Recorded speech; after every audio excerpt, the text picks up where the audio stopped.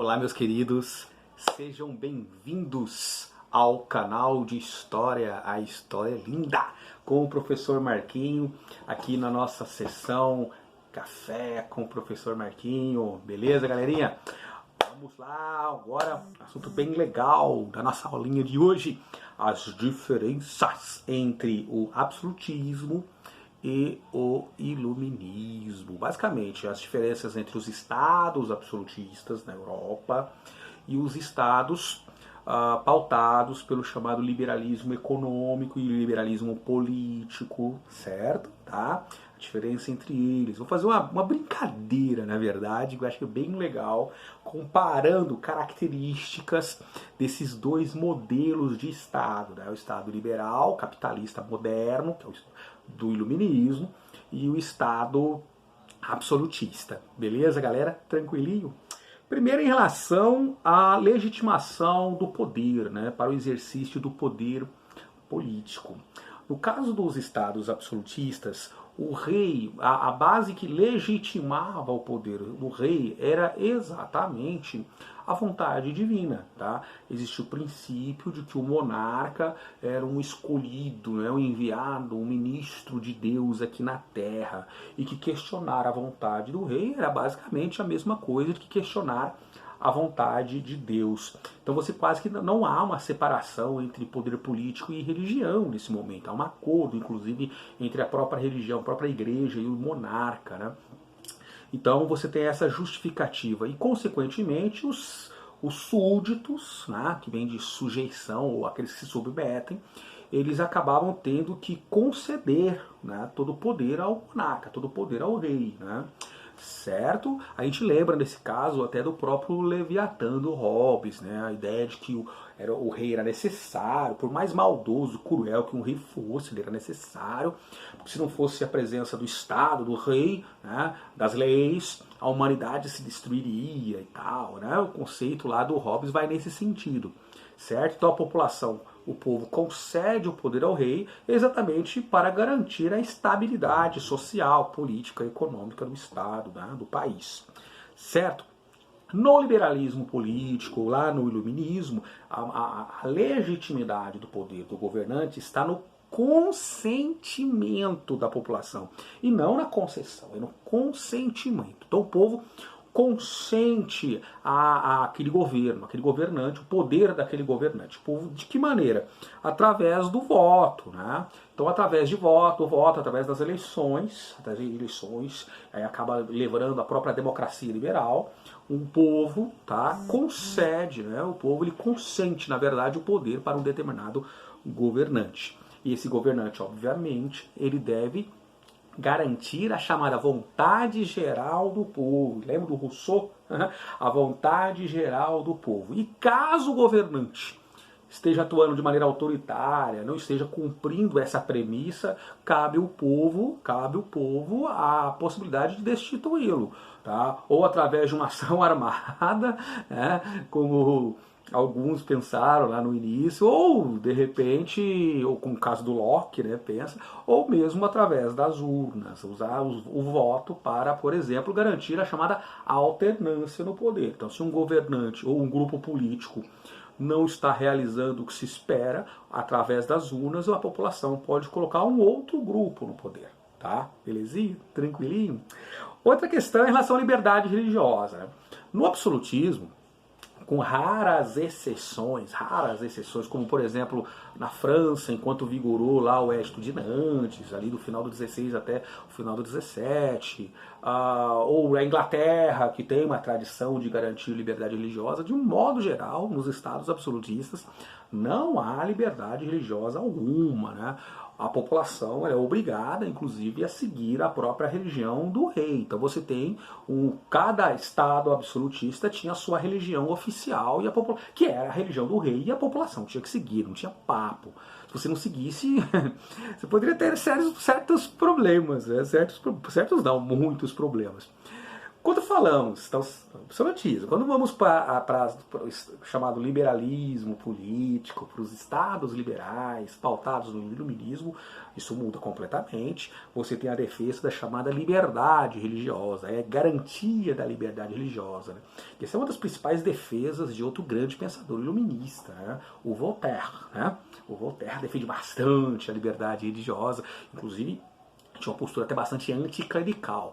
Então você tem lá a garantia da tolerância, a tolerância religiosa, você aceitar a diversidade de religiões dentro do Estado, dentro do país, e ao mesmo tempo a separação entre o Estado e religião, Estado e igreja. Né? Nós chamamos de Estado laico. O Estado é laico, educação, ensino laico, tudo isso. Separar o Estado de qualquer instituição religiosa. Tá? Isso é dentro dos regimes do chamado liberalismo político, tá? Belezinha? Outra questão da liberdade de expressão, né? Também, no Estado absolutista não tem liberdade de expressão, coisa nenhuma, né? Não há liberdade de expressão. Não há. Mesmo a Inglaterra absolutista, isso não era. A liberdade de expressão era bastante limitada. Então você tem uma limitação total. Em alguns casos, você tem órgãos de repressão, né? Repressão violenta, uma espécie de polícia política que perseguia aqueles que traziam ideias contrárias ao monarca, tá, galera? Aí a prisão da Bastilha é um símbolo máximo dessa premissa, é ou não é, galera? Não é isso? Então é o seguinte, não há liberdade de expressão alguma, galera, não há. Inclusive há um problema, quando você tem a publicação da revista Enciclopédia, lá por D'Alembert, de terror, né? Essa revista vai ter sérios problemas, vai ser porque não só as ideias colocadas ali, as ideias baseadas no racionalismo, no naturalismo, né? Princípios, esses princípios iluministas e tal, que não eram bem vistos pelo regime absolutista francês e nem tão pouco pela Igreja Católica, né? Pelo Vaticano, né? Pelo papado na época. Em relação à concentração, em relação à liberdade de expressão, aí é uma das características marcantes do chamado liberalismo político. É uma garantia constitucional, está presente nas leis, na Constituição, a plena liberdade de expressão. E junto com a liberdade de expressão, a própria liberdade de imprensa, né? Liberdade de ideias, liberdade política, e é garantia dos regimes democráticos atuais. Então, quando se fala hoje nas chamadas democracias liberais modernas, todas garantem liberdade de expressão, tá? Beleza? É uma garantia constitucional. Bom, concentração do poder político no caso dos reis era total, né? Inclusive, uma característica marcante do absolutismo é a supremacia do rei, né? A supremacia real. Então, o rei estava, inclusive, acima das próprias leis que ele mesmo criava, né? A exceção, lembrando, em termos de absolutismo, é a Inglaterra, onde os reis tinham que obedecer às leis. No caso do resto, não. O rei está acima das leis, tá, galera? Tem amplos poderes. Não existia separação dos poderes. Não tem legislativo, executivo. Não. O rei, ele concentra todos os poderes. O rei exerce o executivo, ele que governa, ele que nomeia ministros, ele controla o orçamento público, o orçamento real. O rei que exerce o legislativo, é ele que cria as leis, ele que decide se as leis devem continuar ou não. Ele que controla todos os órgãos de justiça, todos os órgãos de justiça. Então o rei exerce um pleno superpoderes, tá? No caso do liberalismo, né, no caso do iluminismo, isso muda completamente de figura. Aí vem de Montesquieu, né, a separação dos poderes. Você tem a garantia da separação dos poderes. Então, nos regimes democráticos atuais, então você tem o poder legislativo, que tem uma função específica, legislar, criar leis e fiscalizar também o executivo.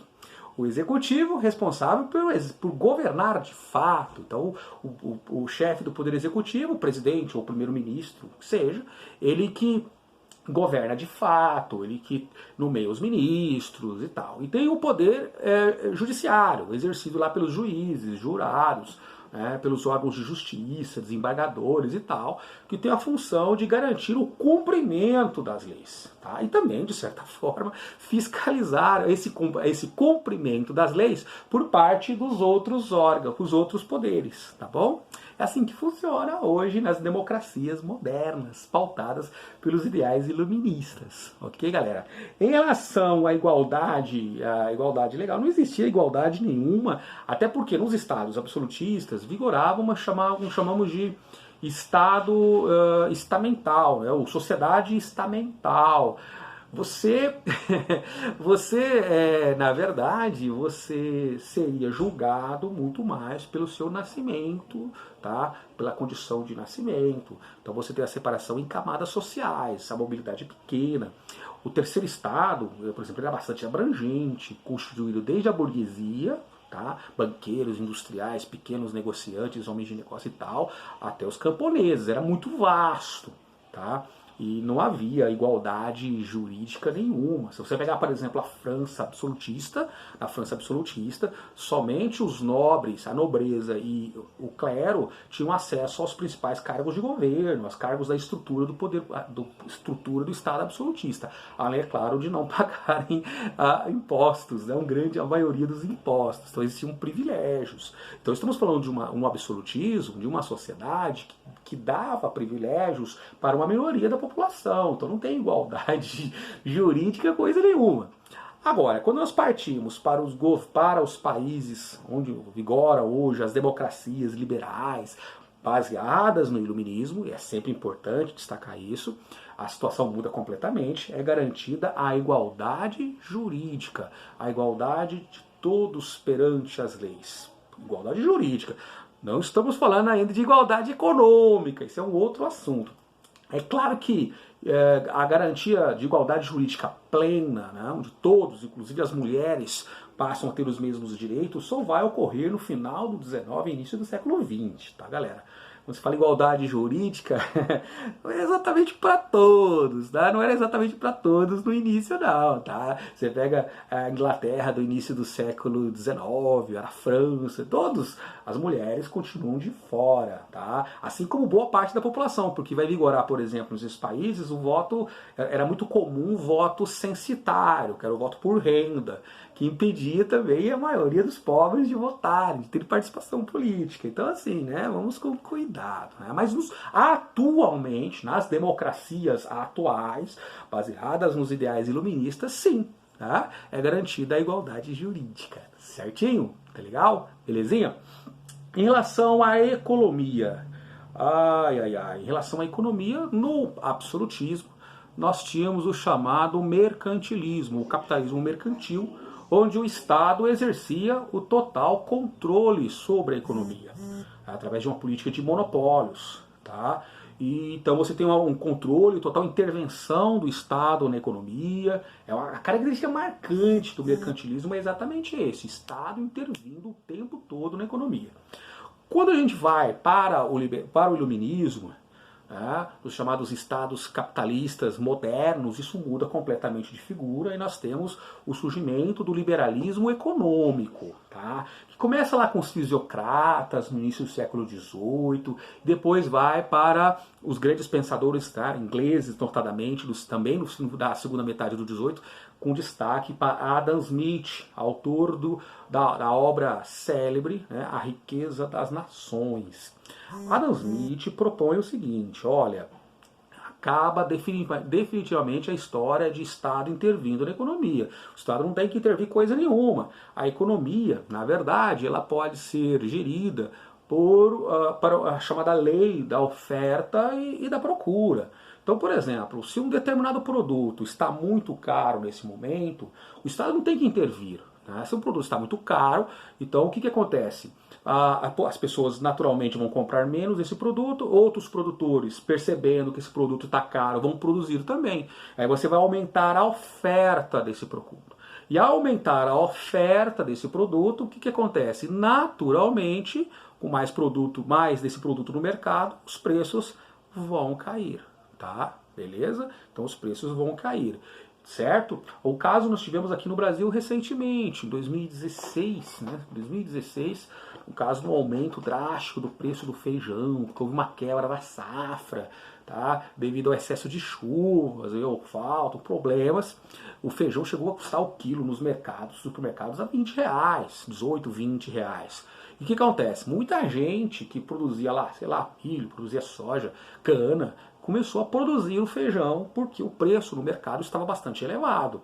Tá? Tanto que 6, 7, 8 meses depois, os preços voltaram à faixa dos 5, 4, 5 reais o quilo. Porque você aumentou a oferta, houve um aumento da oferta deste produto no mercado. Beleza? Então, para Adam Smith, a economia ela é gerida por essa mão invisível, né?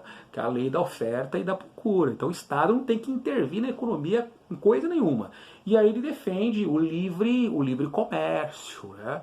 Então, já aquele comércio sem a intervenção do Estado, sem o Estado criando monopólios. Lembra como funcionava no sistema colonial? O Brasil, por exemplo, não era colônia de Portugal? O Brasil não poderia comprar nada de outros países, somente de Portugal. Então, o que o Adam Smith defende? O livre comércio, a possibilidade de todos poderem comercializar livremente entre os países. Tá? O livre comércio, a livre iniciativa, então a capacidade do indivíduo de poder investir, né, tendo seus capitais, de poder investir em onde bem entendesse, tá, sem a intromissão do Estado, tá, a livre concorrência. Até porque se você tem monopólio do Estado garantindo, aí, o Estado monopólio para algumas empresas, não tem concorrência. Então a ideia era garantir a concorrência. E para Adam Smith, a concorrência era vital para manter sempre os preços baixos, os preços acessíveis para a população. Tá? Se faltasse concorrência, isso seria um sério problema para o próprio capitalismo, certo? E uma característica marcante do liberalismo econômico, né, diferente do mercantilismo, é exatamente a ideia de que a indústria, né, por isso o industrialismo, a indústria seria o caminho para o desenvolvimento econômico, o caminho para o crescimento de um país, a indústria. Por isso, quando falamos em liberalismo econômico, ele está muito vinculado também ao chamado capitalismo industrial. Tá? E não é por acaso, né? O berço do liberalismo econômico, a Inglaterra, também foi o berço da Revolução Industrial. Galerinha, muito obrigado, meus queridos e minhas queridas. Até a nossa próxima aulinha de história.